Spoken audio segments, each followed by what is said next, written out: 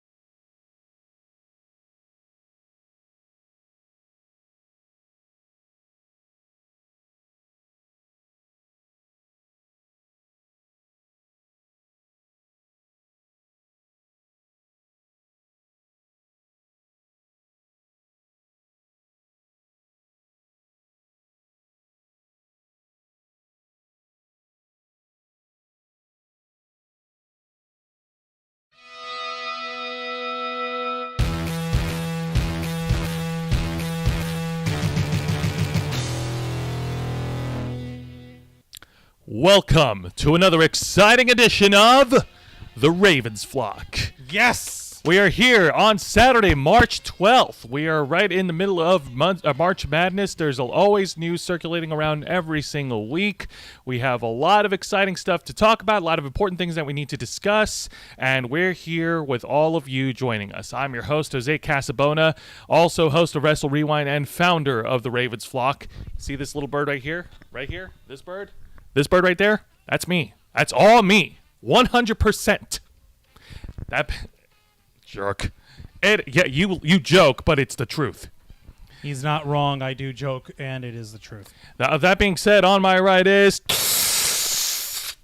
the host of the Black Files, my tag partner of Wrestle Rewind, the man who puts in the man hours behind all the videos we produce on this channel every single week, a man who is so excited and just can't hide it about the hype of a new Star Wars series coming to Disney Plus, Mr. Juan Arauz. Thank you very much for that introduction, Jose. And don't you ever forget. I'm sorry, I'm not your puppet. Are you trying to predict everything I say? It's not hard to predict everything you say when you're giving a spiel about me. Oh, stop it, Jesus! Hey, I gotta fill in the ego trip somewhere. As you folks can tell, we're short one man today. Angel Mendez will not be able to join us, regrettably. He's on family business. He's taking care of that. We want to show him our love, let him know that we care about him, and we want to thank him for letting us know that he's busy and stuff. And he's with us in spirit. Yes, which is why I'm trying to fill in with an ego trip a little bit. And I appreciate that. And yes, folks, we are as by all our channels, we are simulcasting on YouTube.com/TheRavensFlock and Twitch.tv/TheRavensFlock online.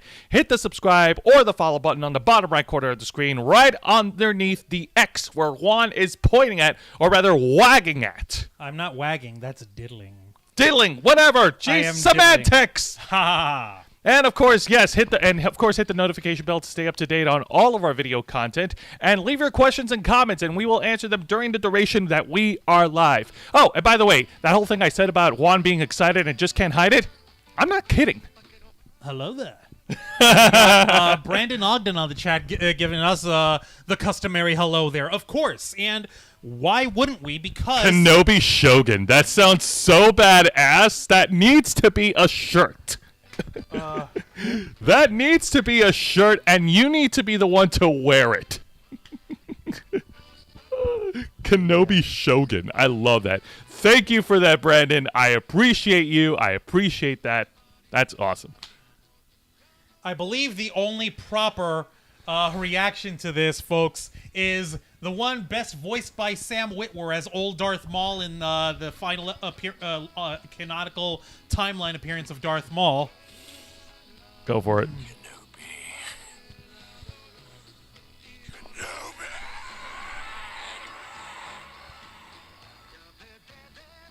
Coming soon to Disney Plus. Seriously, holy shit.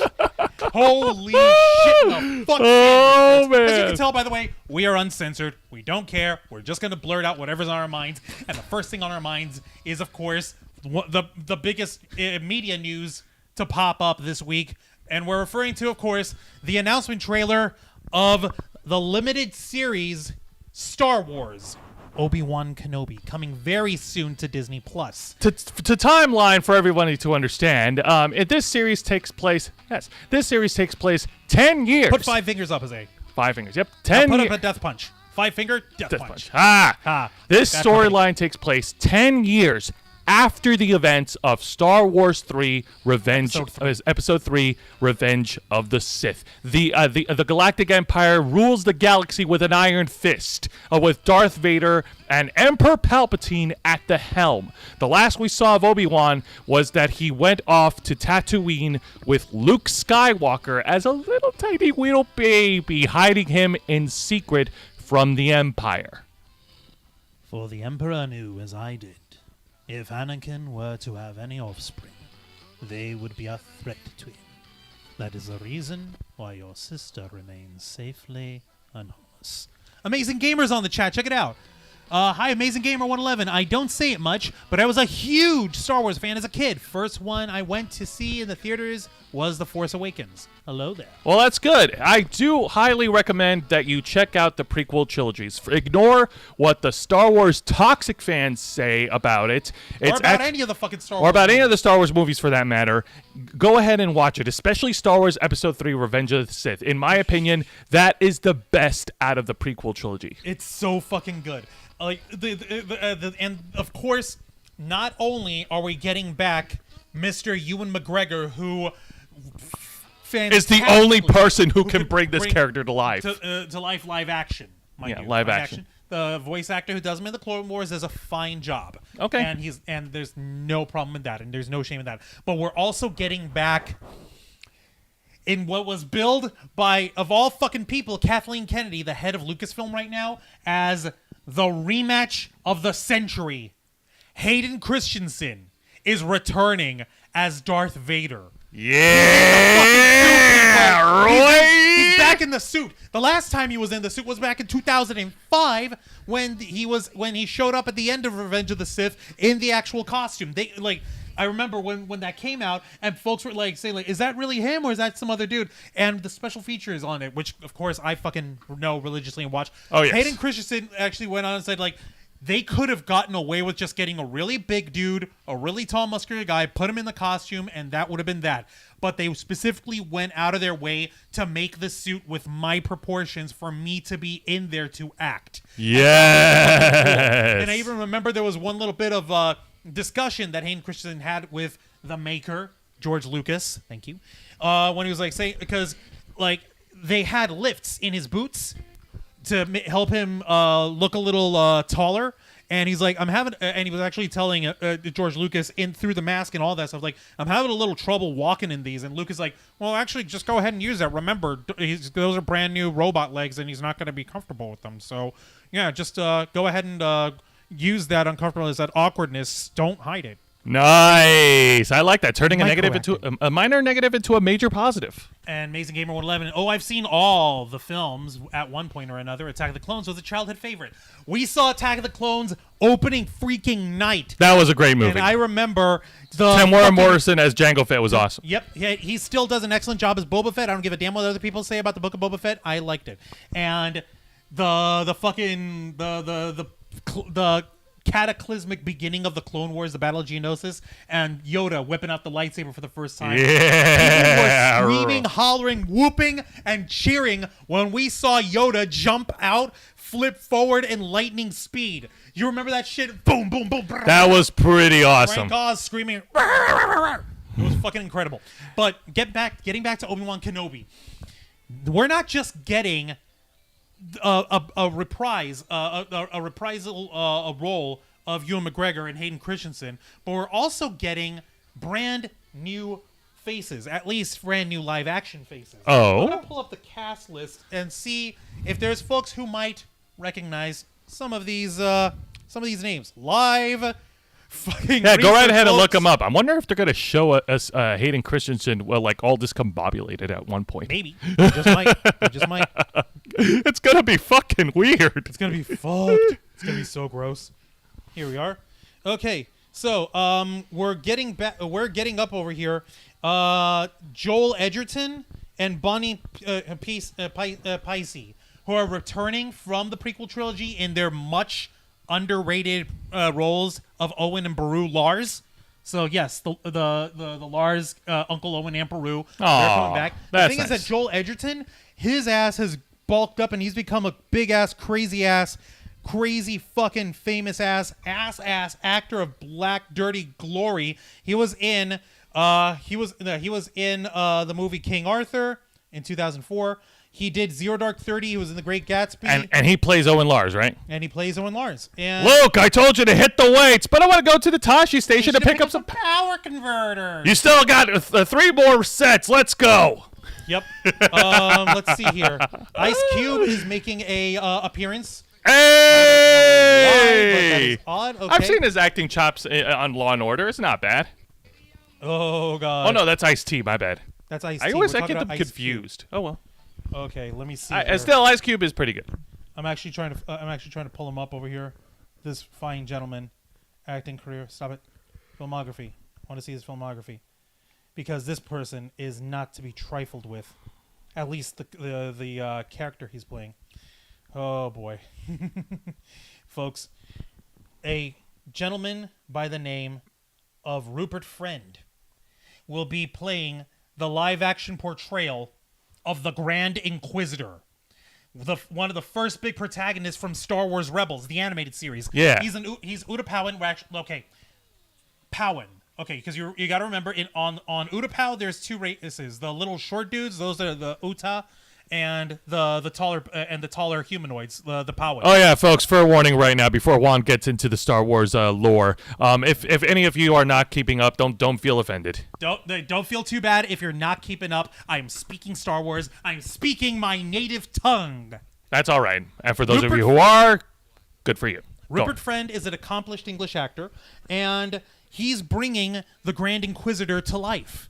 Now, folks have actually been giving a lot of crap on that because the Grand Inquisitor's head looks too round and short and flat and like big and round rather than long and tall the way it looks in Rebels. To which I fucking say, first off, shut the fuck up.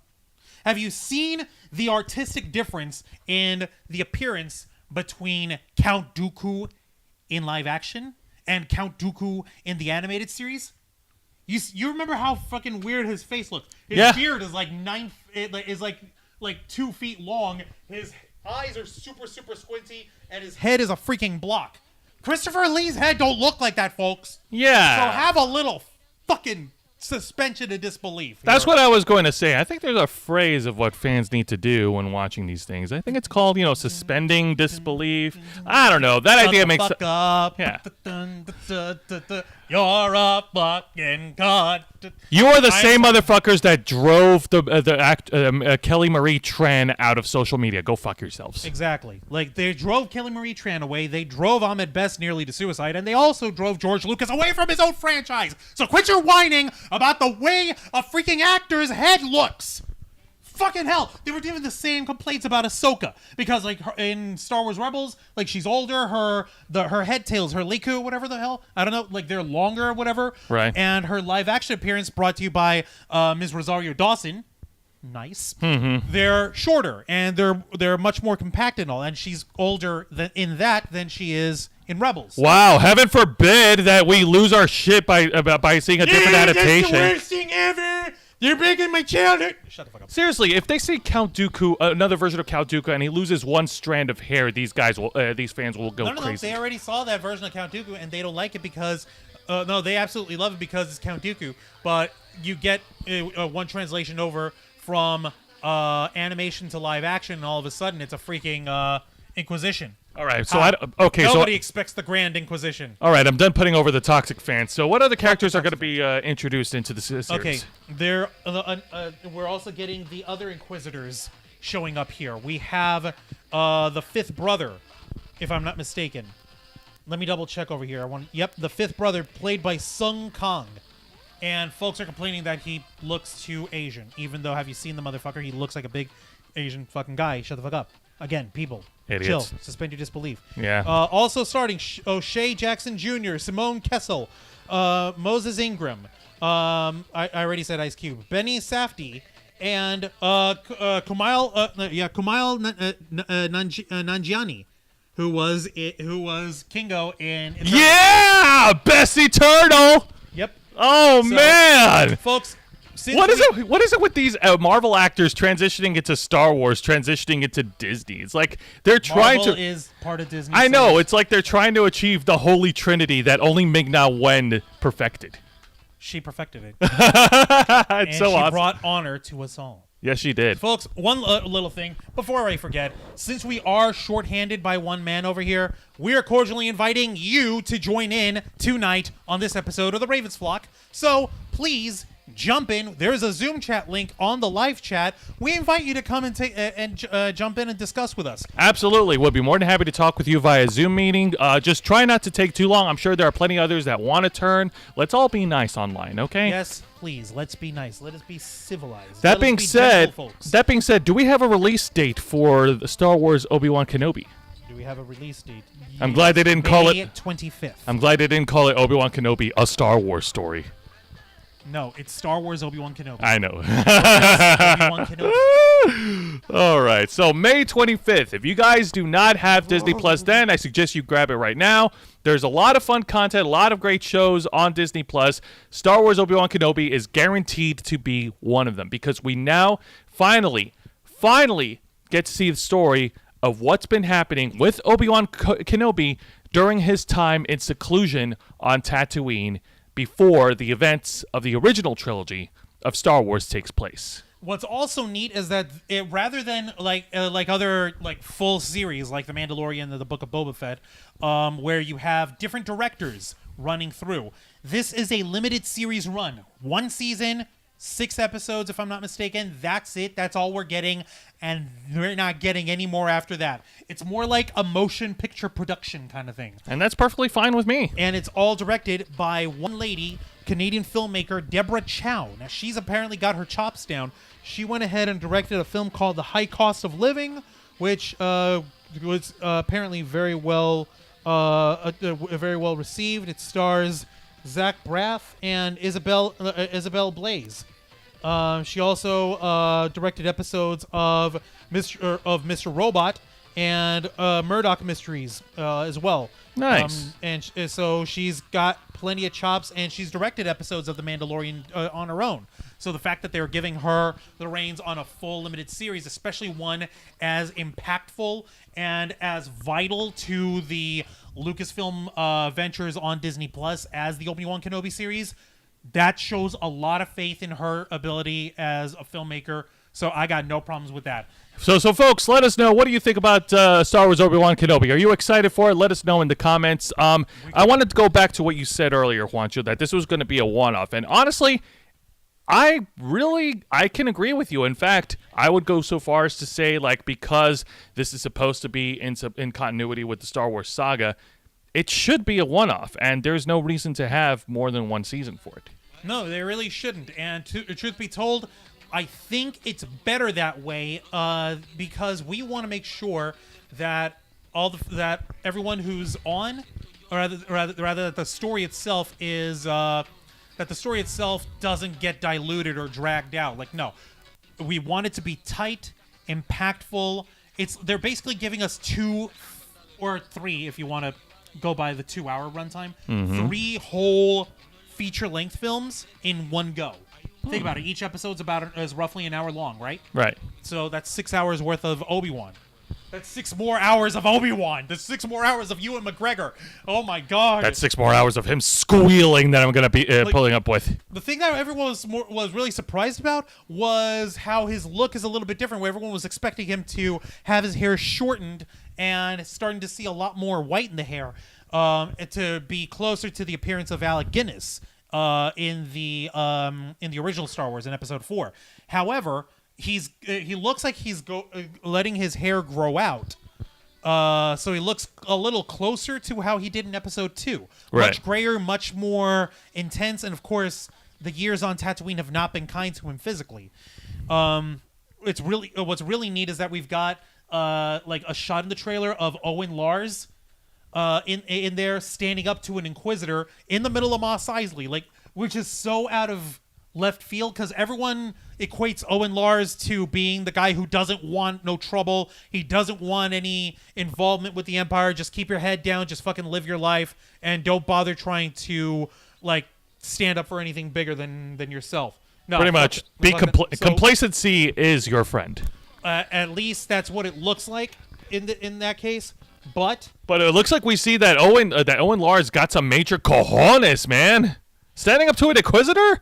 Dude, that's a death sentence. Them bitches kill you. That's a death Them sentence. Bitches will kill you. Instantly. They don't give a damn. They do not give a damn. A comment from Amazing Gamer. I'm pretty hyped. It'd be nice to see Star Wars with family again. My mom dressed up as Princess Leia while as his white dress get up in theaters once. That is so cool, man. Awesome. Like, I am looking forward to seeing old Obi-Wan, not quite yet Ben Kenobi, but old Obi-Wan here. Not quite yet. Yeah, we're gonna get there, but not yet. But it's like it's just a fucking it's an experience. And folks are complaining that, oh, why does the Inquisitor have this fucking thing? Like, shut the fuck up enough about that already. Oh my goodness. I see him with the helicopter lightsaber. That's his intimidation tactic. And we're also seeing like familiar places from the Clone Wars animated series, from the Star Wars Rebels animated series, and even from the video game Jedi Fallen Order, which is, of course, a video game near and dear to me. Angel got it for me for my birthday, not last year, but the year before. And yeah. I'm so grateful. I played the shit out of that game. It was so much fun. But, like, the point is, we're getting a lot of interlinking connection on there, and that shit's important. And how and where will Obi-Wan make his stand? How and when will he and Darth Vader clash blades? How is Obi-Wan going to make his transition from the like shake off the last vestiges of the noble Jedi general of the Clone Wars and going to the secluded hermit and guide and mentor to young Luke Skywalker? Oh, you saw in the trailer too, right? I did, but I want to call attention to something. Juan, I'm deeply ashamed of you. Why? Because you forgot to ask one more poignant question. What? How will Obi-Wan Kenobi gain the high ground this time? I was waiting for that.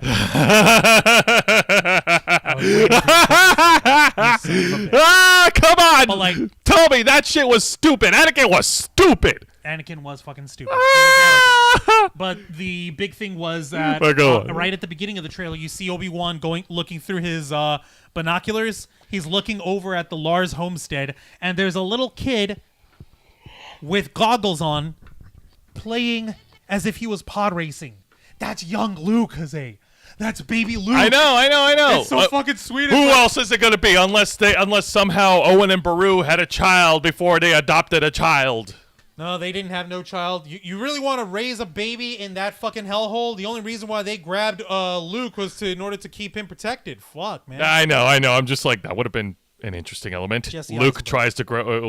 Luke, the adopted child, grows up with having a sibling who's a full-blooded relative child. Who knows? Maybe Biggs Darklighter is the illegitimate child of. I don't fucking know. Who knows? Fan theories. No, the important thing is we're getting more Star Wars. We're getting fresh Star Wars. My Star Wars crack fix is being satiated in the best way. I'm like, put it right in my veins.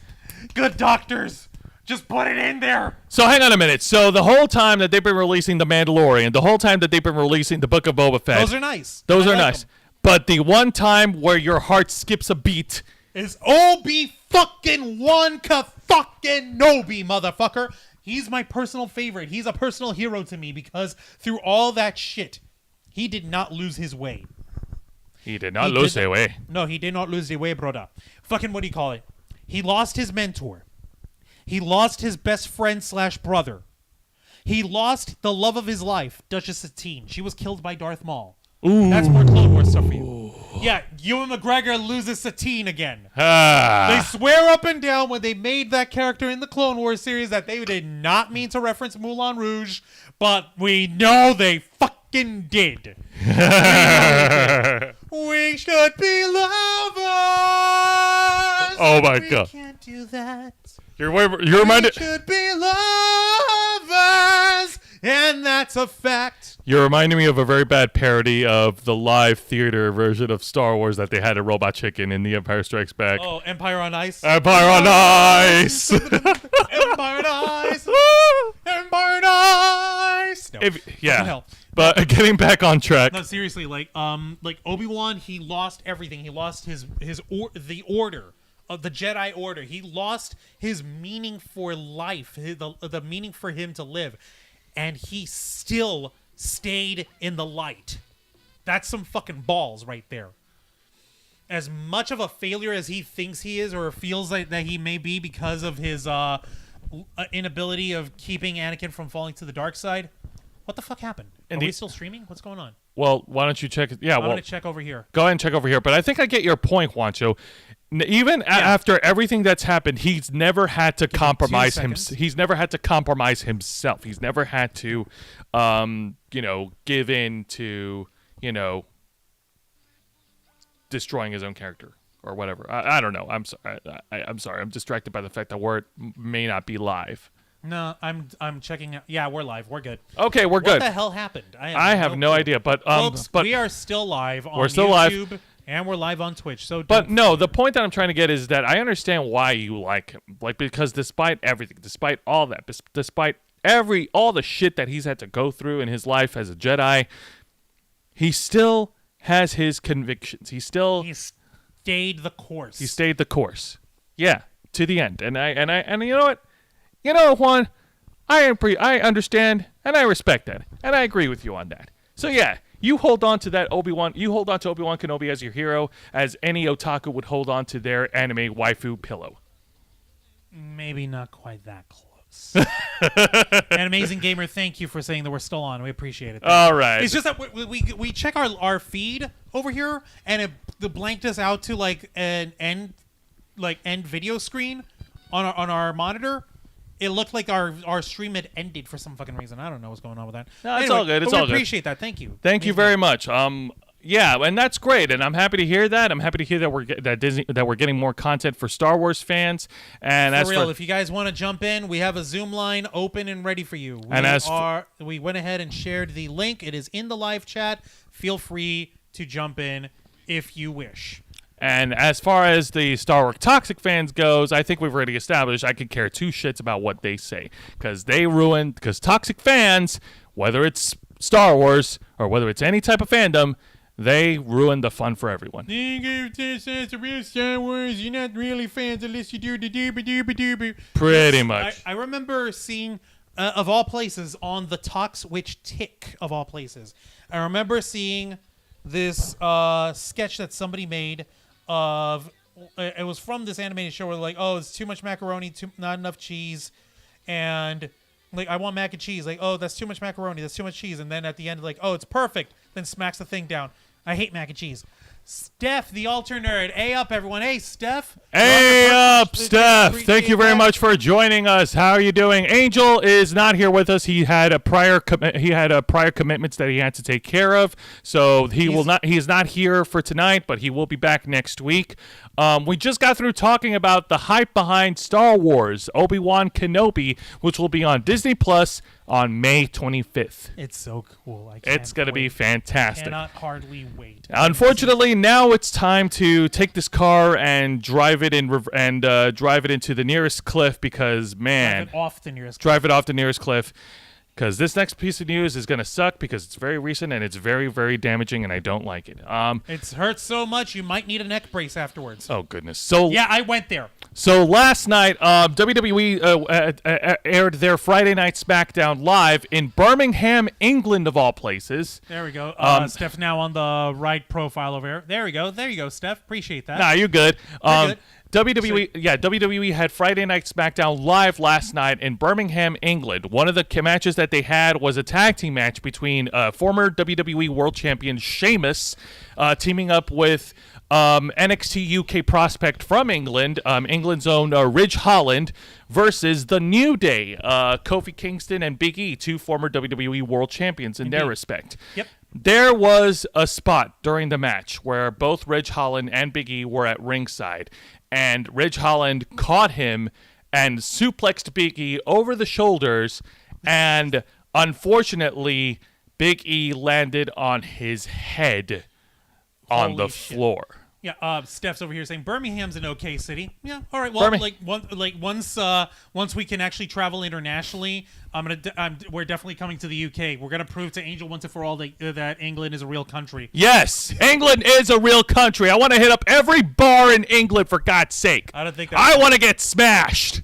I don't think that's possible, Jose. Also, getting smashed in the middle of talking about a wrestler smashing his neck. Oh, yeah, sorry. Yeah. Okay. Poor choice of words. All right, so getting back on subject, yeah, and then when the camera, much better though. When the cameras went off the air, actually, fans caught footage of Big E being carted out by the paramedics who came right into Big E's rescue. At the time, many people have suspected that, yeah, he broke his neck. They took him over to a hospital to get it looked at. And there was a huge outcry of fans and wrestlers, not just in WWE, but wrestlers abroad, all tweeting out on social media, on Twitter, showing support and love for Big E. Big E is loved and admired backstage with the WWE personnel and with the talent. He's a really sweet guy. I'm sure he's a really sweet guy. That's perfectly fine. The thing is that nobody wants to see anybody get hurt in that respect. Of course, it's just kind of an oxymoron when it comes to professional wrestling because the entire point of the presentation of pro wrestling is there's a couple guys in the ring who are trying to hurt each other. Yes. But obviously, that's why they don't try this at home.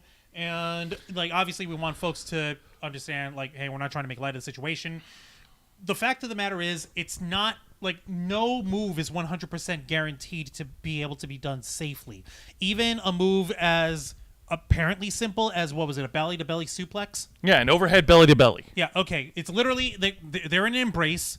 One dude flings the other dude over, and the guy being flung basically flips over the dude, and they're both supposed to land flat on their back. However, it looks like the way that Big E made the leap for that move, he didn't quite get enough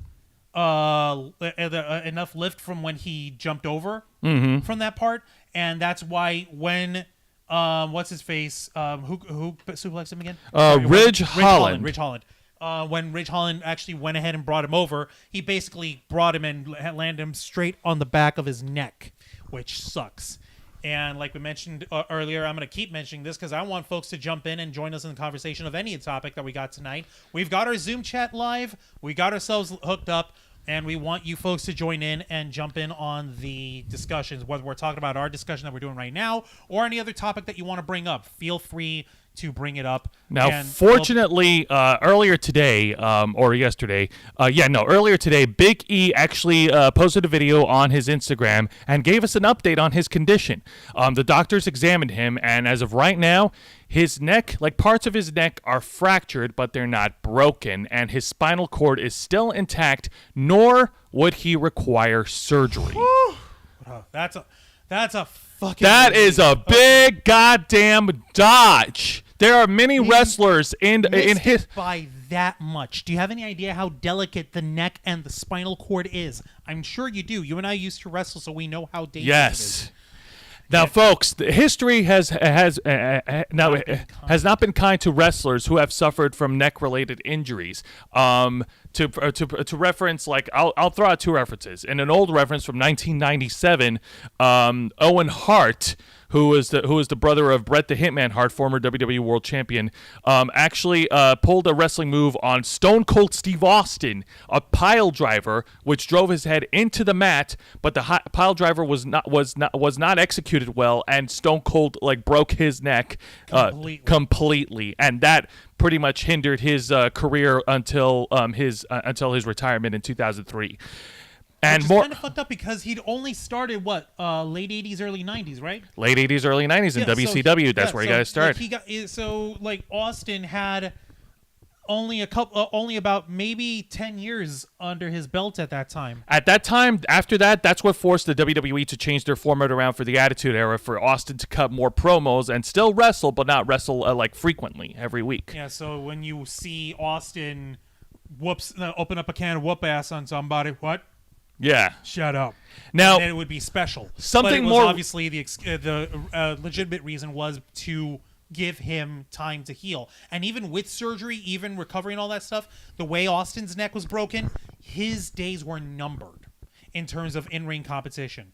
Legitimately, when he actually went down, the first thing he did when he landed on the ground and he was flat on his back, he said he couldn't feel a damn thing. He's like, oh shit, I'm paralyzed. It took a minute, and it took a couple referees to check on him. And Owen Hart was being the bad guy at that point in the match, so he was like, He was selling it because he has to. He's the bad guy. And from there, they went straight to the finish. Like, no, okay, let's just freaking finish this.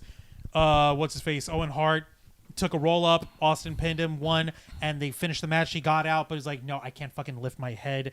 His arms weighed like they weighed 1,000,000 pounds to him. It was horrifying. It was very horrifying. You said he had a second example. A second example, and this is much more recent, what happened during the AEW Revolution pay-per-view last Sunday over in Orlando, Florida. There was a six-man ladder match. The winner becomes the face of the Revolution. There was a spot where giant super heavyweight wrestler Wardlow power-bombed Ricky Starks onto a ladder, and Ricky Starks landed neck first. Now, the ladder was what? It was flat on the ground, or what was it? No, it was propped up between, it was set up it was set up as a bridge between the one other rope. ladder and a three ladder bridge. Yeah.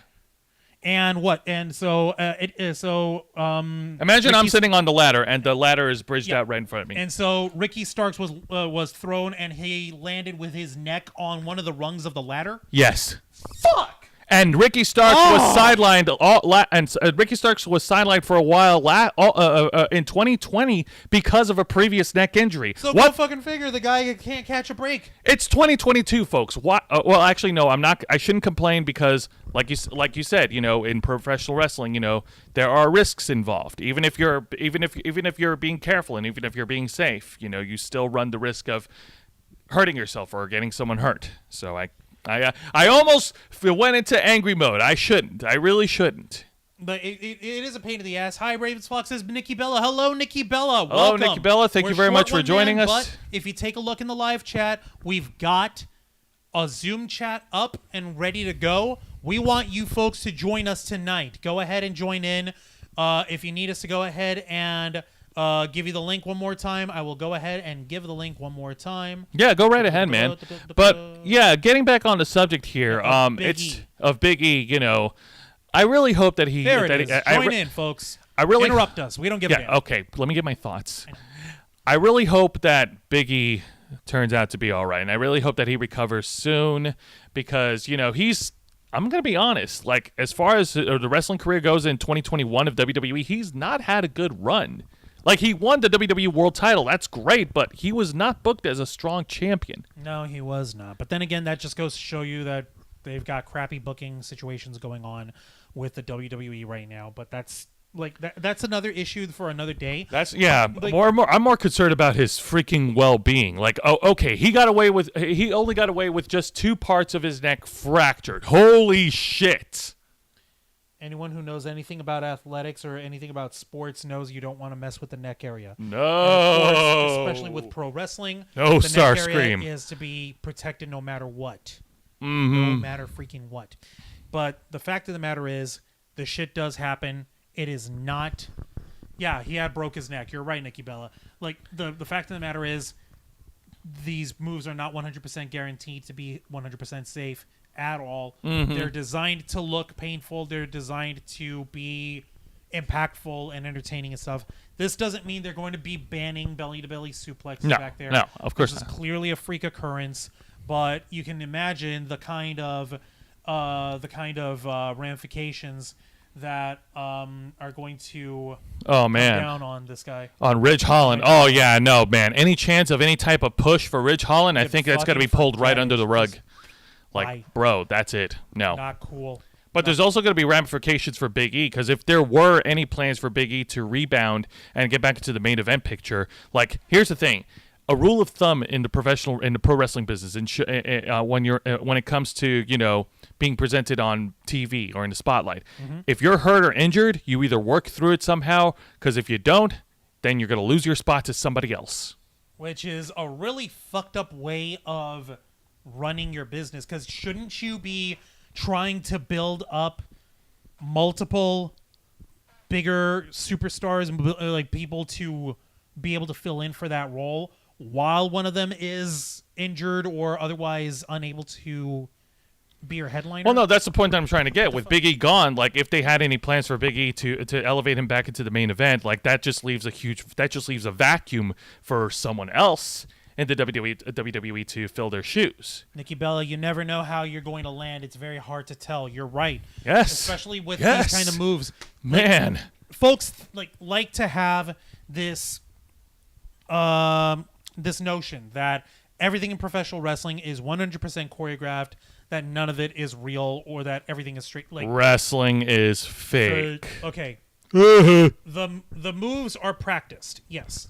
But you have to train in order to know how to do those moves without killing yourself or your partner, your opponent, whatever. Matches are predetermined. Yes, that they do arrange the match finish in the backstage area before the match comes out. They tell you how long you have to run the match. The referee keeps time. They have specific spots they want you to try to do in the middle of the match to highlight parts of their storyline. Yeah. But everything on the fly that happens in the ring customarily happens right on the fly between the wrestlers and the referee to help manage them, to help coordinate everything. I know we're breaking kayfabe. Hey, Cole Cabana, how you doing? No, but what's his face? Yeah, injuries happen, and there's nothing fake about that. How do we and we know this a bit better than most do firsthand. How do we know? We used to wrestle. We used to wrestle, and it sucked. It was my knee that was it was banged up in the worst fucking way. This knee, my left knee, it was fucking horrible. It was a wreck. I could not walk worth a damn. I couldn't put any weight on it. It was a disaster. But I went ahead. I bandaged up my knee. I put an extra knee pad on underneath, and I fucking went out there. I continued to wrestle for as long as I could.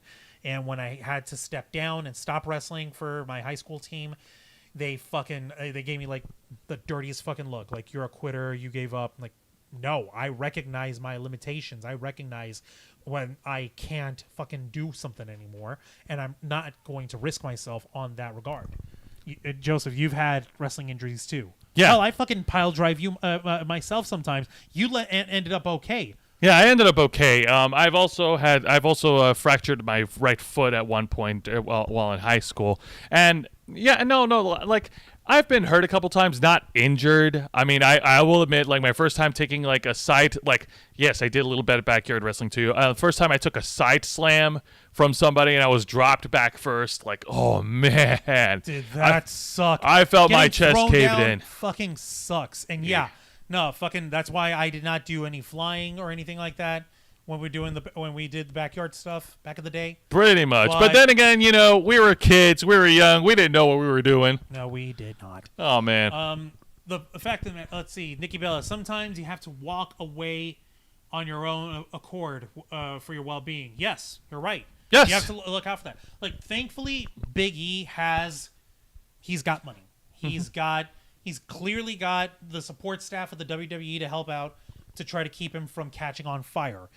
Unless all they do is prescribe him a shitload of Z-Packs again. Oh, God. Or Yeah, have him pay his own medical bills. Well, actually, that's unavoidable. Remember, they're independent contractors, pal. Oh, yeah, that's So, true. fucking hell, they don't have actual work benefits like 401k, like fucking, what do you call it? Like healthcare, insurance, none of that shit. None of it. You got to get it all on your own. And since they have to work as independent contractors, you don't even get tax withholding. It's a pain in the ass. A lot of folks are trying to file their taxes right now here in the U.S., and so many friends of ours who also work as independent contractors, they are getting hit in the ass with this stuff. So you can imagine that money, like Big E's much better paid than our asses will ever be. Oh yeah, no, well of course, if you're at a bankroll, if you're bankrolling with the WWE, of course you're gonna get paid more. But that doesn't necessarily mean that you're getting enough to cover for lost time and all that stuff. Yeah. So we're over here officially, formally, sending our well wishes to Big E. We hope he recovers. We hope he feels well here. We hope he. We're right behind you, Big E. Yep, and we hope that he. He's also a local native from Tampa, Florida. Oh yes, I know. Yeah, he's local to the Tampa area, so he's a local boy. So we hope to God that Big E makes a full recovery. And that his recovery is as quick and painless as it can possibly be. Give us your thoughts, folks. If you're live on the live chat, give us your thoughts here on the live chat below. We've got our Zoom link. Join us now. We can continue talking about Obi-Wan. We can talk about this thing with Big E, or we can talk about whatever you want to talk about. Absolutely. Join in on the Zoom chat, even if it's for a couple of minutes, because we like to interact with all of you. We want to interact with you. Join us. Please do. Hashtag join Dark Order. Nope. Hashtag join the Raven Flock. No. Freaking Dark Order. Actually, yeah, you know what? I just want to say this right now, and I've said this a lot, that I really do appreciate a lot of the fans and a lot of the folks watching on our channel, and it's amazing that we got this far at subscribership. I want to put this out there right now. Yep. Friends and gals, friends and pals, guys and gals, anyone. Boys and girls. Like, are you trying to take my line? Friends and pals, guys and gals, boys and girls around the world. Whether you're a friend or a fiend, boy, girl, or in between. Thank you. There. You're watching this right now, so you're going to hear it from me first. And Juan, you're going to hear it from me first. I'll tell you what. If you folks can get us to 666 subscribers, we will be hosting another subathon. Really? Get us straight to hell. Take us to hell. Take us to hell, so we can host another subathon to climb back to heaven. So what is the goal going to be? 666 subscribers, and then the next goal will be 777 or something? No. I don't want to give everything away. I don't want to give everything away. I want to stop right there. If you can get us to 666 subscribers, we in the Ravens Flock, we will be hosting another fun subathon, and we will be playing a different video game or doing something completely different for this subathon so that we could keep climbing and climbing and climbing. Because if there's anything I've learned here in the world of social media, there is no glass ceiling to how high you can climb.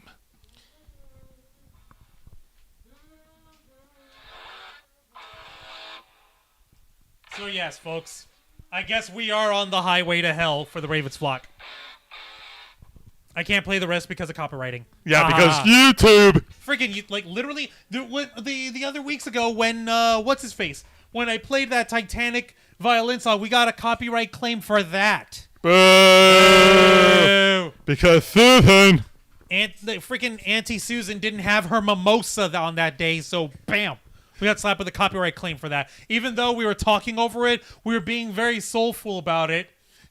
And we want to be able to enjoy ourselves. You're going to punish us for displaying passion? For showing art. How dare you?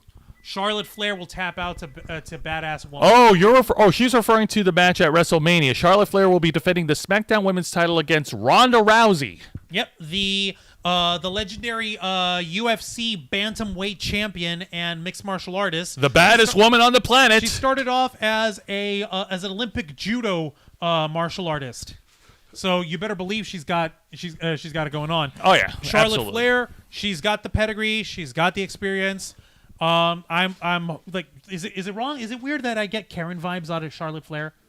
Well, is that weird? Not weird, Just but you're gonna have to appearance. give us a little context. Okay, I'm talking about the fact that she looks like the kind of woman who will demand to see your manager, your supervisor, if you get her mimosa wrong. I think that's I think that's part of what she's rolling with as far as her gimmick goes. I think she's owning it. She's owning the fact that she looks bitchy? Yes, and it's working. That doesn't make any sense. She's a heel. She's a villain. You're not supposed to like her. Well, that's the case, and fucking I don't know. Shit, man. Any like Nikki Bella, you want to jump in on the Zoom chat, join in on video with us, or Steph, if you're watching, you can jump in as well. Steph, the Alter Nerd, por favor. Amazing Gamer 111, and Brandon Ogden. I know you guys were watching over here earlier. You're all invited to jump in. Everyone's invited to join us here tonight, and we'll go ahead and we'll pull you up. Like, let me put it this way, folks. I literally have a graphic waiting for you. Am I hovering over the right one? Here it is. Like, look, we're waiting for you guys. Come on. Yeah, come on. Jump in and join us and talk with us. Don't be scared. The water's fine. Give me a second. Exactly. You're playing our opening. Thank you. I keep forgetting to switch it off when we start the show after we runs through. It's okay. Yeah. I'll probably leave a sticky note for you. Sticky note. All right, but seriously, let's go ahead and get those subscriber numbers up. If you haven't done so already, if you're watching, go ahead and hit the subscribe button, hit the notification bell, hit the like button. It's free. All this stuff is free to do. Go ahead and subscribe to the Ravens Flock. Let's go ahead and give Jose's demonic nightmare of a goal some reality. Get us to 666 subs. I will literally drink a goblet of blood. No, he won't. We're gonna give you a goblet of. Why? You think we're gonna get another strike from YouTube because of that? Maybe. Inappropriate content. Joseph, we're on a carpeted floor. I'm not gonna have you drinking like blood. You know what we will have though? I'm gonna give you like spicy V8 vegetable juice. How's that? Will you drink that in a goblet? Gangrel here.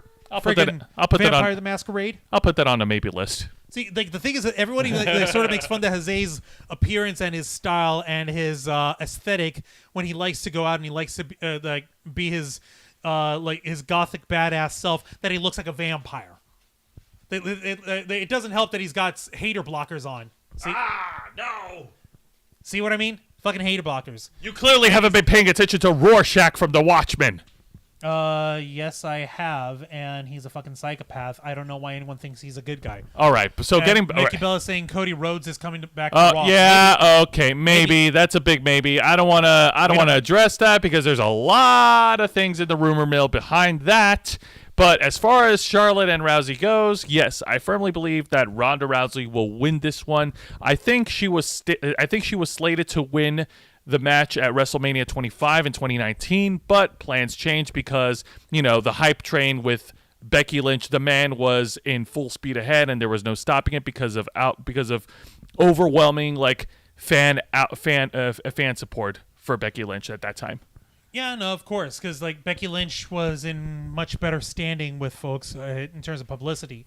In any case, as far as this goes, yes, let's go ahead and get Jose's demonic goal of 666 subs going. Do we know what game we're gonna play? I'll think of something. What the fuck do you mean we'll think of something? We've got time, man. I don't have a success. I didn't plan that far ahead. Nor do I want to give away all the secrets right now. No, but we do want to go ahead and give away one secret. I guess it's not really a secret since it's being advertised. You've got, even though we don't have Angel with us tonight, sadly, we do have video game news available here. Starting with some news relating to the war in Ukraine that Vladimir Putin's putting out. By the way, fuck you, Putin. Fuck you, Putin. Not the Russian people. The Russian people are fine. I'm very disappointed that they're not able to use the talk switch tick or their or PayPal. That sucks. But if you want to blame anybody, blame your idiot leader. Amazing Gamer 111. I joined in on a call, but it's almost 2 a.m. here in the UK, and everyone else is asleep. That's completely understandable. By the way, Amazing Gamer, tell us what you think about Birmingham, England. Do you think it's an okay city, as Steph said, or is it a pretty awesome city? Or do you think it's a toilet? Now, that being said, yes, I do have a news article here from CNBC. This was posted 3 days ago, published on Wednesday, updated Thursday. Sony's PlayStation and Nintendo sales in Russia, suspend sales over in Russia over the Ukraine war. And here's some key points to this article. Who wrote the article? This article was written by Ryan Brown. The E is silent. All right. Here's some key bullet points here. Sony's PlayStation unit and Nintendo say they have stopped all product sales in Russia. They're following in the footsteps of iconic brands McDonald's, PepsiCo, and Coca-Cola, which have suspended business in Russia, and other video game firms, including Microsoft's Xbox division, Electronic Arts, and CD Projekt, which we have covered previously on our channel, have also last week have also boycotted the country. Let's see, Nikki Bella. What do you think will happen in the match between Brock Lesnar and Roman Reigns at WrestleMania for the double championships? Oh boy, it's gonna be a beautiful train wreck. Is what it's. That's the best way to put it. I predict carnage. I predict mayhem. Yeah. As far as a winner, fuck if I know. All right. Well, let me go ahead and get back onto the article here. All right. So, a representative for Sony's video game unit said on Wednesday that the company have suspended all console and software shipments, including the launch of the new racing game title, Gran Turismo 7. The PlayStation Store will also no longer be available in Russia. Holy shit. Oh, yeah. Let's see. Amazing Gamer 111. He's only ever been to Birmingham once or twice, and it's an interestingly busy and eventful area, to say the least. Okay, that's cool. Awesome. Good to know. Getting back onto it, the Sony Group says it has earmarked $2 million for donations to the United Nations High Commissioner for Refugees, for refugees and Save the Children to support the victims of this tragedy. And also, Nintendo said it was suspending all shipments to Russia for the foreseeable future, citing considerable volatility surrounding the logistics of shipping and distributing physical goods. They're basically saying, shit's wild right now. And we don't know if we can send you guys Nintendo Switches without being shot down. So, no. And even though there's direct way to go, it's easier for Japan to fly to Russia than for Japan to fly to the U.S. Correct. Yes. But go fucking figure. That's what fucking happens when you instigate a war. You got no business instigating Vladimir Putin. Your people suffer, but he doesn't care. He doesn't give a shit. And also, the makers of the Nintendo Switch have also decided to postpone on the release of Advance Wars 1 and 2, the Reboot Camp, which is a military-themed strategy game in light of recent world events. So thanks, Putin. You may have cost us a good, awesome game. Not us. He cost the Russian people. Yeah, you cost the Russian people a pretty fucking awesome game that they might enjoy. See, that's you've got to understand something over here. When it comes to this war, when it comes to Putin's war, this is his war. It's not the war of the Russian people. It's definitely not a war that the Ukrainians instigated. Putin fucking did that, and I don't give a damn. You can you want to go ahead and throttle our video down, Nana Susan? I got some Tropicana concentrate spilled underneath my fridge. Maybe I could scrape that off so you can make your fucking mimosa there. Point is, Putin started and instigated a war for resources, for Soviet hegemony, and your people are suffering the consequences. They're not being allowed to use social media. Facebook is down over there. Yeah. TikTok is down. I don't know if Instagram is down yet for Russia. Let's assume that it is. PayPal, Visa, and MasterCard have suspended operations over there, so they can't use their money transfer services. Let's see. That Nikki Bella saying that coffee company stopped sales in Russia. What coffee company? Let us know. Yeah, I don't know what coffee company you're talking about, but like people can't get the coffee in Russia. Like, and like now the video game community is jumping in on that shit. Hang on a minute. A comment from Amazing Gamer. So Nintendo, the biggest and most well-known gaming company on Earth, is stepping out from the countries filled with drama because they don't want to get caught in the crossfire. Wow.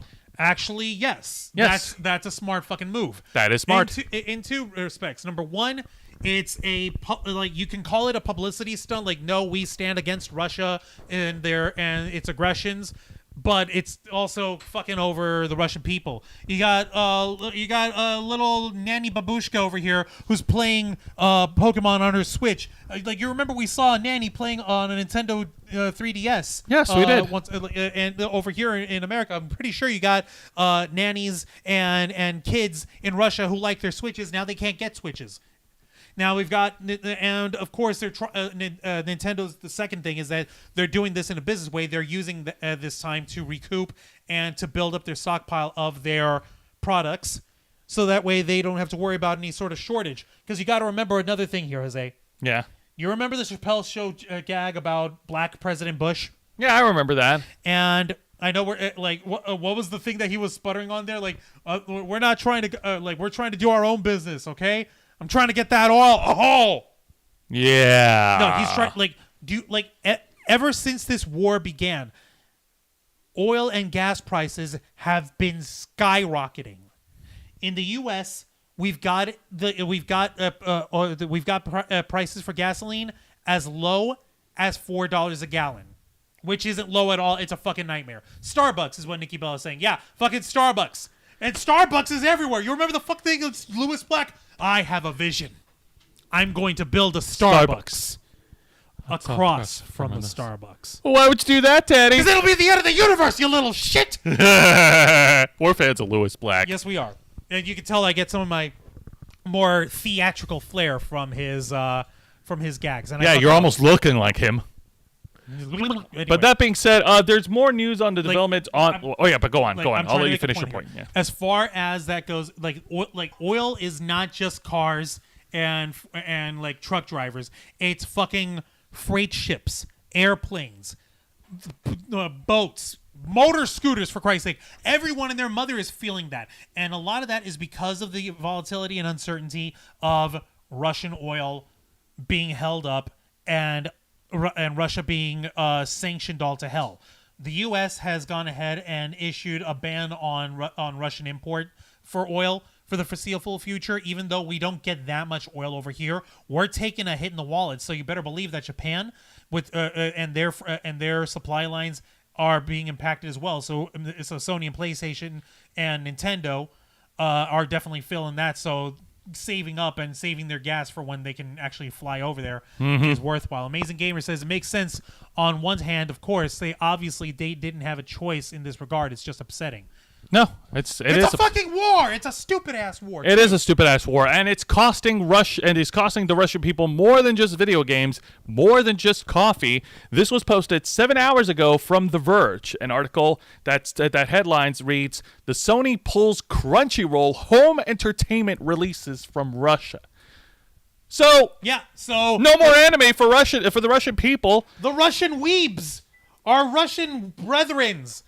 Our spatsivas in our weeaboo otaku spatsivas, they're not getting their weeaboo fix.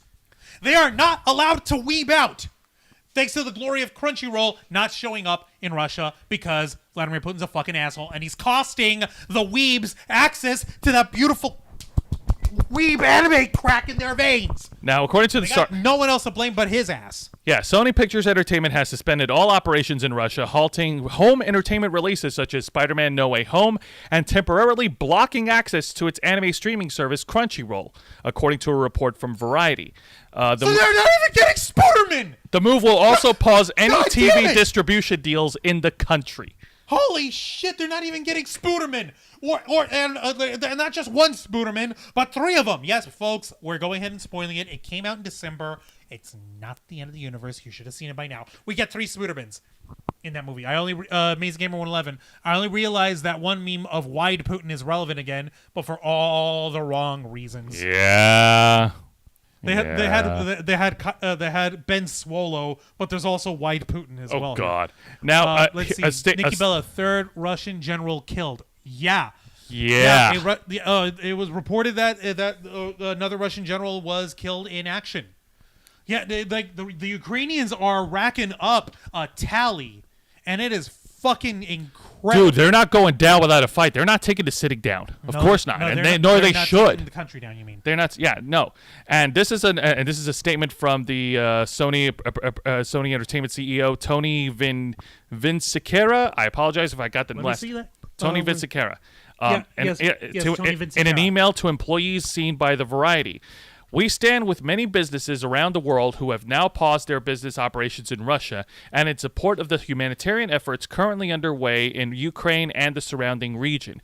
We have also halted our planned home entertainment releases, including Spider-Man No Way Home, and any future television distribution deals. And just this morning, Crunchyroll suspended its anime streaming service in Russia. You know it's bad when we're not allowed. When Russian weebs are not allowed to weeb out. Now they got to go back to the old ways, to the ancient ways of getting your anime. They would need to have it smuggled out from Japan on VHS cassettes, or worse yet, do you know how there's folks in South Korea trying to help disseminate anti. Propaganda campaigns into North Korea by smuggling thumb drives and DVDs over there. Yes, they're gonna have to do that now for the Russians to get their anime. So for our Russian weeaboo brethren and sisterin, is that a word? You know what? Just say our not comrades. Comrades. God, no. Too obvious. Too obvious. But the point of that is they're now gonna have to freaking smuggle that in, and they're gonna have to get it subtitled on their own. Let's see, Nikki Bella, Putin bring this crap all on himself. No, Putin's fine. He's still eating foie gras at fucking in fucking Moscow in his gilded palace. He doesn't give a damn. He clearly does not give a damn about the safety and well-being of his own people. It's that bad line from the first Shrek movie, Lord Farquaad. Yeah. Some of you may die, but that's a sacrifice I'm willing to make. Yeah, wow, that's dark. That's fucking Putin. That is Putin. He is that fucking asshole who's willing to sacrifice the lives of other innocent people and the livelihood of his citizenry to accomplish his own selfish, greedy ends because he can't stand the fact that he might actually croak. Now, he might actually die. That maybe, just maybe, the Soviet Union won't be making a comeback. Now, the article continues on. Sony has already pulled Morbius and other future theatrical releases from Russia last month. They're not going to see Jared Leto the Vampire. Fuck. With the Sony-owned PlayStation suspending all sales and shipments to the country early this week.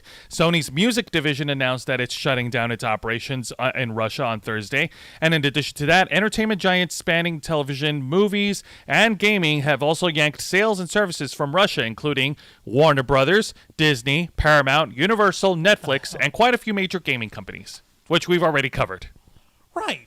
So, yeah, as far as entertainment, as far as media and entertainment goes, yeah, the Russian people are suffering for it because they're having it all pulled because of Putin's ongoing nonsensical and violent campaign. Yeah, no, the motherfucker is costing his citizenry their livelihood for a personal vendetta that he's got against a country he thinks he owns. Nikki Bella here saying Putin's now trying to recruit military from Syria. From fucking Syria! Those motherfuckers have nothing to do with this shit. Why? Why? Why do you think? Because he doesn't have the manpower for it. He thought he did, but he doesn't. He thought that he could roll out with a couple of troops. There's more reserves than active soldiers in the Russian military. They boast a number of 3 million troops. 2 million of them are actually in their reserve division, which is not like the National Guard. It's just reserves, self-trained or former military. You know, Putin, if you're trying to start a war, and if there's economic sanctions blocking you off, and all they're not blocking him off. They're blocking off his people. His Yeah, citizenry. and if your people are suffering for it, and if your people are having all this stuff taken away, and you're also kind of not winning your war, then maybe it might be time to look in the mirror and say, maybe I'm the problem. Maybe I'm the fucking problem. Yeah, no, he's never gonna do that. Yeah, I know. You know, here's the thing. He looks himself in the mirror. There's nothing there. And people say I'm the vampire. Zing. That's a good one, Juancho. High five. Gamer 111. I remember the offer the other day when the UK Prime Minister said it could come to a point where the UK could take action to defend Ukraine too. On the other hand, on one hand that's great. On the other, won't that endanger us? Yeah, it will, because then what's his face? Like Putin will use that as an excuse, because if I remember correctly, I believe that the UK government is also part of NATO, and that's his whole big spiel of like, oh, NATO is trying to encroach on Russia, time to World War III some asses. On that He's subject, gonna use any excuse that he can possibly get for him to try to escalate the conflict. That's why he's trying to dissuade other nations from intervening militarily. But that's not dissuading folks from intervening economically and financially. I actually been following on that subject. I've actually been following the Canadian Prime Minister Justin Trudeau on Twitter, on social media. He's silly. Yeah, he's silly, but his heart's in the right place. He's actually trying to make moves to try and help the Ukrainian people, like sending over supplies, sending over troops to help out. Yeah, go fucking figure. But the thing, but then again, God, Canada I want isn't part of NATO. I know that doesn't. Well, are they? Just because they're not, maybe that's possibly. But just because you're not part of NATO, that doesn't mean you shouldn't not want to help. And Justin Trudeau definitely does want to help the Ukrainian people, and he's doing so right now. So good on him. Holy shit! Why is Canada such a beautiful country? I'm actually I want to move to. Is part of NATO. Holy shit! Why is Canada such a beautiful country? I want to move to Canada. I know you want to move to Canada. You've been telling us your whole life that when you grow old, you want to retire in a log cabin in the woods in Canada to live for the rest of your life, and that's look like kind of personal, and that's something I only share with family. Well, we're all here with the Ravensflock family over here. We're sharing that with them, and we're letting people know you want to go ahead and you want to get yourself not just any kind of log cabin. Why are you adding layers to my character? Because you're like an onion. They'll like that way too. But okay, getting back to the point. Go on. Yeah, no, the weebs are taking it in the knee. The video gamers in Russia are taking it in the knee. Cryptocurrencies are being barred from being used in Russia, which is fucking hysterical when you consider how many crypto bros are like flood Twitter and Instagram and Facebook. So the blockchain's being blocked, bro. Bruh. But, bruh, it's the blockchain, bruh. It's the future, bruh. Bruh. How do you think I feel? I'm the one who fucking hates it. And you got it ingrained in my head, you asshole. Bruh. Would you rather me give you my Vince Russo? No, I don't want that. No, please stop. Bro! I didn't ask for this. Hey, bro, we're going to do tournaments on a pole, bro. Oh, my God. 9 segments with girls in silicone and grabbing each other around, bro. Greatest thing ever, bro. I invented Stone Cold, bro. Fuck Vince Russo also. Vince Russo can go fuck off and fuck off to Russia and help fight on Vladimir Putin's behalf. It's in the blockchain, bro. That needs to be made a shirt. It's in the blockchain, bro. It's the future, bro.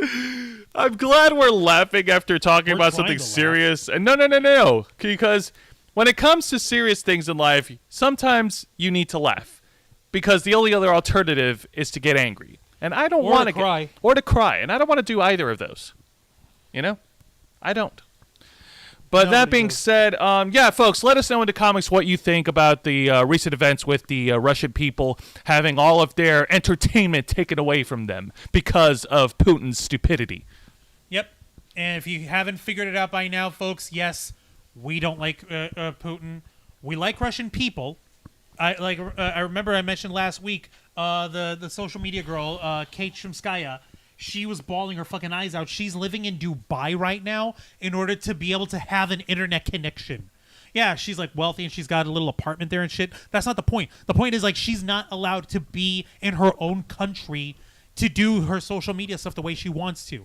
Nikki Bella, Russian persons are not happy at all with what Putin is doing to their country and I'm or with Ukraine. Yeah, and I'm glad you brought that up, because on that same subject, to bring up as a frame of reference, getting slightly back into the wrestling subject, AEW women's wrestler Layla Hirsch, she's actually born from Russia, born in Russia, and she's been getting a lot of shit from toxic fans on social media about her wearing her Russian colors whenever she goes into the ring, when she wrestles in the ring, and even after what's going on. Like her ring attire is styled after the Russian flag is her thing. That's her thing. They're like, you're not supposed to Russia right now. And she made it very clear. Make the Ukraine, you make you the worst person ever.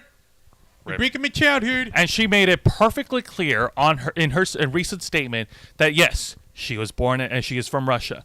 She cannot change her heritage, but she does not support the government of what's going on. Her heart goes out to all the Ukrainian people. Yeah, see? It's like, shit, why the hell not? Which goes back to our earlier point that we made 2 weeks ago when we talked about this. Please, folks, don't give any shit to any of random Russian person that you know here in the United States or abroad. Because, yeah, they may be from the same country, but that doesn't mean that they support the same government. I saw what you did there, Amazing Gamer 111. Luckily, I've been able to keep high spirits recently, as my date a few weeks ago was a success. Nicely done. Hey! My birthday was on the 11th. It was fun. And April 8th, we know who's rolling into theaters for his sequel. Hey! Gotta go fast. Way to go, Amazing Gamer. And hey, man. Like, nicely done. Hopefully that date goes well. I hope you have other subsequent future dates, and I hope that you guys have a fun and exciting relationship ahead. And I'm hoping that I'm not jinxing you. No. But we do want to move on with some other. I was going to say while they're moving on, I actually got a lead in there. While Amazing Gamer is clearly excited for the triumphant cinematic return of one legendary video game icon, we've got 4 legendary video game icons making their comeback as well. Well, not 4 icons of video games, but video games of them. He's got his hedgehog. We've got Heroes in a Half Shell. Hey! Cowabunga, dude! It was announced by Konami. Yes, that Konami, the same one who fucks with our Metal Gear and my Yu-Gi-Oh! Trading card game, that they're actually re-releasing 13 of their original 8-bit, retro, 16-bit, and arcade games based on the iconic Teenage Mutant Ninja Turtles. And it's coming out on every console, on PC, Xbox One, Xbox One S, PlayStation 4, PlayStation 5, and the Nintendo Switch. And it is called Teenage Mutant Ninja Turtles, the Cowabunga Collection. That's awesome! I like that. That's really cool. Okay. Check this shit out. Okay. All right. What do we know about this game thus far? Well, first off, it's going to be available later this year for physical copies, yes, and digital downloads. At I shit you not, suggested retail price at $39.99. Holy shit! That's surprisingly affordable. It's pretty rad, man. I could get that shit right now if I want to. Shit, I could get it. I'm broke as a joke. You have any idea how expensive running these channels are? It's a pain in the ass. I hate it. Nikki Bella says, I remember playing the first one. The first Sonic or the first Ninja Turtles game? The first Sonic, right? Maybe? Probably referring to the first Sonic. Probably. Go ahead and let us know in the comments over here. All right, but so what else do we know about this? This is the official press release from Konami that I'm reading off. And I'm doing this, so I'm hopefully not as obvious with Jose reading it over here. Hey. What? I'm trying to give a little more presentation. All right, well. That's the difference between a villain and a supervillain. Presentation! Wow. Really going to go there? Like I said, You're quoting Megamind? Like I said, I have to fill in the ego trip quotient here because Angel's not here. Have you been watching? Nikki Bell's referring to Ninja Turtles. Okay. And to answer your question, no, I have not been watching Megamind. What's this? That's tomato, but what did you put in that, K-Storm? The seasoning mix I keep on the counter. Yay! That's completely custom, and I'm not telling anyone what's in it. Nor should you. Shh, trade secret. Exactly. Okay, So the Ninja Turtles. You game, see, K-Storm gets it. You don't give away all our secrets, man. Thank you, K-Storm. Let's see. This incredible collection of 13 original classics gives chasing down Shredder, fighting the Foot, and tangling up with Bebop and Rocksteady a fresh look at why Konami's adaptations of the Heroes in a Half Shell set the standard in beat-em-up action games. Teenage Mutant Ninja Turtles, the Cowabunga collections include the arcade game of Teenage Mutant Ninja Turtles, Teenage Mutant Ninja Turtles Turtles in Time, the NES Teenage Mutant Ninja Turtles game, it's Teenage Mutant Ninja Turtles 2, the arcade game for the NES, the Teenage Mutant Ninja Turtles 3, the Manhattan Project for the NES, Teenage Mutant Ninja Turtles Tournament Fighters for the NES, Teenage Mutant Ninja Turtles 4, Turtles in Time for the Super Nintendo, Teenage Mutant Ninja Turtles Tournament Fighters for Super Nintendo, Teenage Mutant Ninja Turtles The Hyperstone Heist for the Sega Genesis, Teenage Mutant Ninja Turtles Tournament Fighters for Sega Genesis, Teenage Mutant Ninja Turtles Fall of the Foot Clan for the Game Boy. They're bringing Game Boy games up in this shit. Oh. Teenage Mutant Ninja Turtles 2 Back from the Sewers for the Game Boy, and Teenage Mutant Ninja Turtles 3 Radical Rescue for the Game Boy. Jesus, jumped up Christ! I remember seeing Wayne Gretzky. Holy shit. Wow, that so is an weird. ancient name. That is so old. Oh, in the movie. Yeah, no, Wayne Gretzky was in the movie. Oh, It okay, was yeah. so I loved it. That was But- pretty cool. Getting back to the point here. We're getting some video game news, and it's some good old classics from our four favorite green-skinned reptilian superheroes: Leonardo, Donatello, Michelangelo, and Raphael. Konami partnered with game developer Digital Eclipse. See, Digital Eclipse has their own fucking things going on. Oh, okay. To expertly adapt these classics for modern gaming systems with a fantastic set of quality of life features, including save anytime and rewind button mapping and added online play for certain games, with local cache play for all the titles were originally intended. The Teenage Mutant Ninja Turtles Cowabunga collection will also come with a digital game guide for each title to help players fight and sometimes swim through difficult areas. The games are Nice. based on the characters and themes of the 1980s children's cartoons and comic book series. Teenage Mutant Ninja Turtles often take place in a fictionalized New York City, around the sewers, inside futuristic enemy bases, and even across time itself. In collaboration with Nickelodeon, the Teenage Mutant Ninja Turtles Cowabunga collection will also include loads of extras, using imagery from the original cartoons, comics, and other historic TMNT media content in a compiled museum connecting the franchise across various mediums. Additionally, never-before-seen development art, sketches, and game design material will also be included. 11 Japanese regional versions total. No Japanese versions released for TMNT Turtles in Time Arcade and TMNT Tournament Fighters for the NES. Holy fucking shit. So that's on Dude. Steam, PlayStation 4, PlayStation 5, Nintendo Switch, Xbox Series X and Xbox S, and Xbox One. Perfect. That's So later this year, great. we are going to get our turtle on and go ahead and drop it down with the ninja rap, with the ninja rap on. Oh, God. Go, Ninja. Go, Ninja. Go. Have you ever seen a turtle get down? Bring it down with the turtle sound. Ninja rap, Ninja. Rap. I don't care what people say. That shit is fucking fun. Go ninja, go ninja, go ninja, go ninja, go ninja. Yeah, we're fucking hyped, obviously. This is fucking insane, and I'm loving it. I'm loving every single minute of it. Of course, we don't have any sort of like juicy gossip stuff going on with video gaming news, regrettably. But No, but I think as far as the video gaming element is concerned, I think we did pretty well filling in the blank for Angel and lack thereof. I hope so. Let me see here. Normally when they're Angel brings famous up- saying slice and dice cowabunga. Yep. That's going to be fun.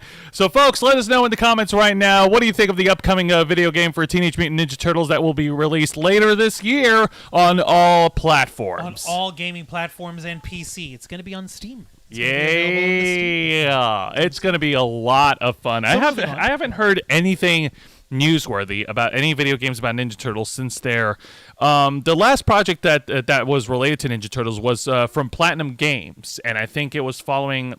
And it's hard for me to describe it, but unfortunately, the game didn't sell very well as their other projects that they put out, such as Transformers Devastation and Metal Gear Rising. It was lackluster. I remember Angel kind of having a conniption about him. Yeah, he did, and you know, I guess that's the thing with some video games. You know, with when it comes to video games, you know, like when it comes to certain companies putting out video games, you know, it's a roller coaster ride. You put out an awesome game people like. You put out a game people don't like. You know, it's a weird roller coaster. Are you trying to Vogue? Are you trying to get into the 80s style here? I don't know. I'm trying to do the roller coaster, but the thing about roller coasters is that there's so many twists and turns, and I don't want to turn my body into a pretzel. I don't think I'm ready for that. No, you're not ready for that. No, you're not. Oh my goodness. But that being said, this sounds like it's definitely going to be a major step up from the last video game project, and it's a re-release, but it's a big compilation re-release. And yeah, kind of like Sonic Mania, right? Yeah, exactly. Yeah, and folks love Sonic Mania, especially with all the stuff that they've been releasing for the Sonic Mania games for Nintendo. It's awesome. I like it. Oh, hang on a minute. A comment from Amazing Gamer. It'll be interesting as I only ever saw some of the Nicktoons TMNT episodes as a kid. Could be fun to play the OG games. Yeah, dude, definitely. Please, if you ever get a chance to get your hands on it when it comes out, do give it a once over, and you might be shocked in the results. I won't. I'm just gonna fucking enjoy myself. The thing that actually kind of threw me off was that the fact that they're including Game Boy games. Do you have any idea what that means? It's going to be monochrome. It's going to be black and white. Dude, that'll be fun to do for Los Amigos. Hey Juan, that'll be freaking fun to do for Los Amigos Play. God Almighty! I think you just gave us an idea. Holy crap! Wild. If we could do that for Los Amigos Play, that'll be crazy. Okay, but you're the one who's gonna have to convince Angel. Like, hey, we're gonna get the TMNT Cowabunga collection. Let's play through the shit out of all of that.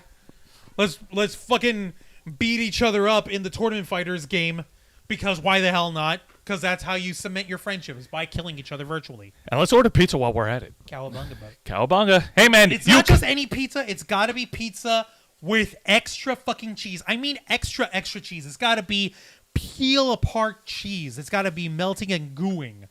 Yeah. Maybe from Domino's. Actually, no. We can't get it from Domino's because they showed up late when the Turtles ordered from them. Oh, sorry, Domino's. I love you, never but pay full price for late pizza. Ah, that is a great line. I like that. Holy shit! I can't. Thank you for remembering that line. That is awesome. Oh, tell we're having a minor nostalgia geekgasm at the moment. Yeah, and hopefully the shit going on in Ukraine and Putin's war in Russia. Hopefully that shit will die down soon. I hope it finally realizes he bit off way more than he could chew, because I want our Russian friends, our Ukrainian friends, to also enjoy this stuff. To also have fun, as we said before on our channel. Fun is allowed. Fun is allowed around the world. Black, white, brown, yellow, green, blue, orange, red, indigo. That doesn't matter. Everyone around the world, not except for Russian bot accounts. I'm gonna go ahead and take. But until then, we will continue to show our support for the Ukrainian people. We'll continue to support the Ukrainian people, and at the same time, we'll also continue to support. Show our appreciation and love for all the nerds that we know, and especially the ones that are watching right now that are subscribing. It's pretty safe to say that we've reached the end of the programming, but we do appreciate all of you tuning in and watching us do what we do best every single week. Everything that we put out here on this channel it all comes back to our main directive, to make your voice our mission. Now, with that said, Juancho, plug us away. Thank you very much for watching this week's live stream edition of the Ravens Flock, hosted by Jose Casabona, Angel Mendez, and yours truly, Juan Arauz, as we review with you and discuss this week's biggest events in geek culture, pop culture, nerd culture, video game culture, pro wrestling, movies, TV shows, cosplay, conventions, everything that comprises the geek community, and as we continue to search for the truth and bring it to you, as we have been striving since 2013 to make your voice our mission. Join in with us live every Saturday night at 7:30 Eastern Time as we simulcast on YouTube and Twitch. Hit the subscribe button and the notification bell on all our platforms so that you can stay up to date with our content, and be sure to join us on the live chat in order to give us your thoughts and opinions on the topics or other topics that you believe we should talk about. Until next time, continue to follow us on Facebook.com/TheRavensFlock, Twitter.com/RavensFlock13, Instagram.com/TheRavensFlockOnline, Twitch.tv/TheRavensFlockOnline, and of course, remember to hit the subscribe button and the notification bell right here on our flagship platform, YouTube.com/TheRavensFlock, humble home of the Black Files, Los Amigos Play, Wrestle Rewind, and The Ravensflock.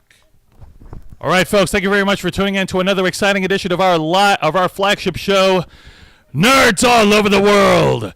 We are the Ravens Flock, and we are out.